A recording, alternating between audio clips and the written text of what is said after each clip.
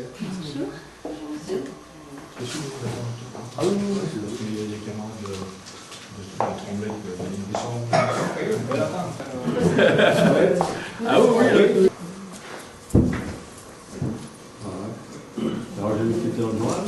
Messieurs, chers amis, chers camarades, les communistes de Villepinte et nos amis de l'association politique Villepinte à gauche sont heureux de vous accueillir pour ce premier contact.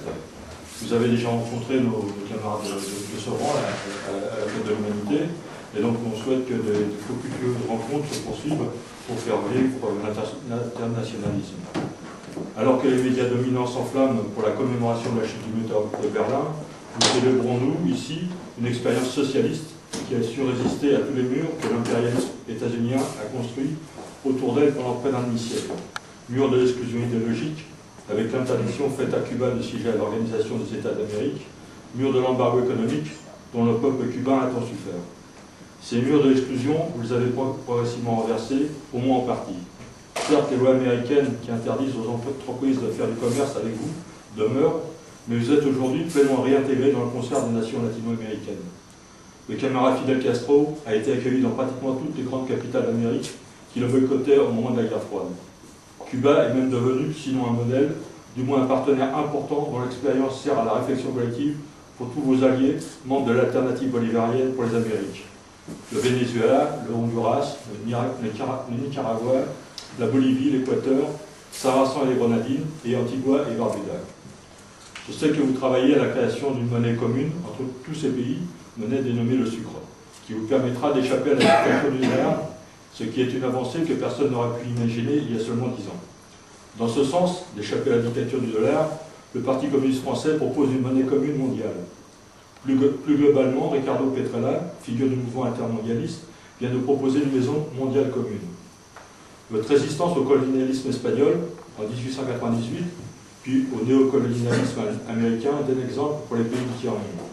Je pense que cela a beaucoup aidé les peuples d'Amérique du Sud et latine à conquérir des gouvernements populaires et démocratiques, et nous suivons de près ces évolutions. L'engagement des troupes cubaines en Angola dans les années 80 contre les troupes de l'UNITA, alliées de l'Afrique du Sud, et plus généralement votre soutien indéfectible au mouvement de résistance à l'apartheid, force le respect et l'admiration. Cela a valu à Fidel Castro de recevoir en juin dernier du nouveau président sud-africain, Jacob Zuma, l'ordre des compagnons d'Olivier Tambo, l'ancien président de l'ANC. C'est la plus haute distinction en Afrique du Sud.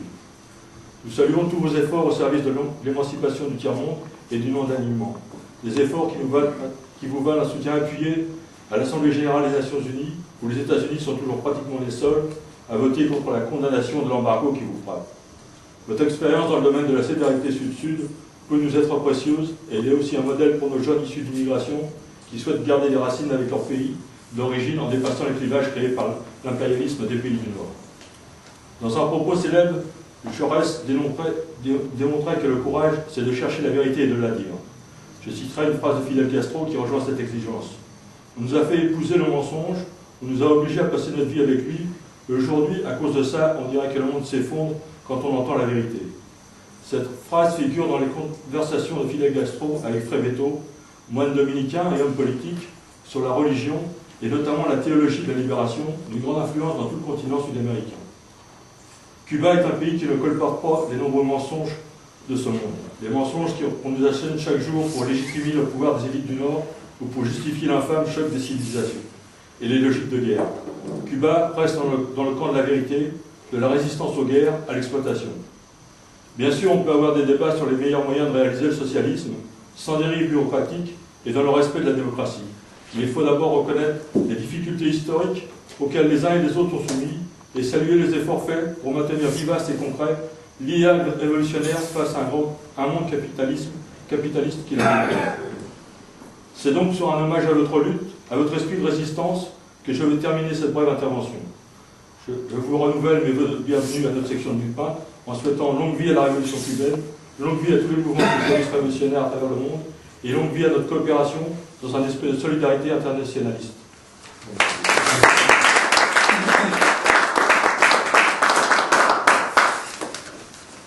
Voglio remercier votre vraiment de solidarité, de respect, de chaleureuse. Je voudrais vous remercier tous. passé aujourd'hui une soirée très importante ici. C'est la première fois que je suis ici à Nantes, et pas la dernière. Il faut planifier. On a fait un tour par tous les. On a parlé aussi, on a des échanges avec Madame la maire, avec son équipe assistante à la mairie, et on a visité aussi les parcs Nord 2. Ce sont des choses très importantes parce que le don de l'emploi, dans un moment de crise internationale, avoir de l'emploi, avoir des postes de travail, c'est très important. Je pense que c'est une invitation pour relancer le chemin de coopération et de solidarité entre la communauté de Villepinte et aussi les Cubains. Nous, comme vous avez mentionné, nous sommes maintenant dans un moment très important. D'un côté, on est en train de s'élever la chute de l'effondrement des murs. Mais il y a d'autres murs qu'il faut combattre. Vous avez bien mentionné les murs de blocus américains contre Cuba qui restent intacts malgré les messages et les mensonges et les charmes du nouveau président américain. C'est une chose qu'il faut dire, parce que parfois les gens se confondent, sont un peu confondus par les médias, c'est le président, les bons présidents, la bonne face, mais c'est la même chose dans notre colère. Mais c'est la même chose. Et nous resterons dans le même combat, parce que nous sommes maintenant, pour la révolution, c'est l'11e président des États-Unis qui maintient la même politique. On est prêt pour attendre pour le 12e, le 13e, le 14e. Il y aura une lutte dans une révolution. Et comme vous mentionnez, très récemment, l'Assemblée générale des Nations Unies, pour la 18e fois consécutive, on a adopté un projet de résolution sous le titre de nécessité de lever les blocus économiques, commerciaux et financiers des États-Unis contre le Cuba. Je vais vous dire que c'est la seule résolution dans les Nations Unies qui mentionne les États-Unis par son nom. Et la votation a été vraiment surprenante, même pour moi. Je vais vous dire pourquoi. Parce qu'on a dit dans la presse ici, on a mentionné que c'était une majorité des États, mais la majorité, ce sont 187 pays qui sont votés contre les blocus. Qui sont votés pour demander de mettre en fin pour ces politiques génocides qui affectent beaucoup le peuple cubain, mais aussi qui gênent des relations commerciales entre Cuba et des 10 pays, dont la France est dans ces pays.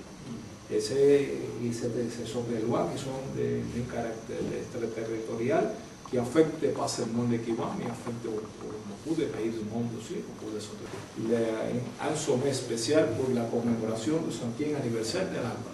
Je me rappelle quand on a commencé ça il y a 5 ans, personne pensait qu'il pourrait avancer d'une manière très forte. Mais on est en train de faire beaucoup de choses dans le plan de l'intégration régionale du point de vue économique, du point de vue d'un commerce juste entre les peuples de notre Amérique. Et c'est pour ça qu'on est en train de faire une nouvelle monnaie. Voilà. C'est une monnaie de référence,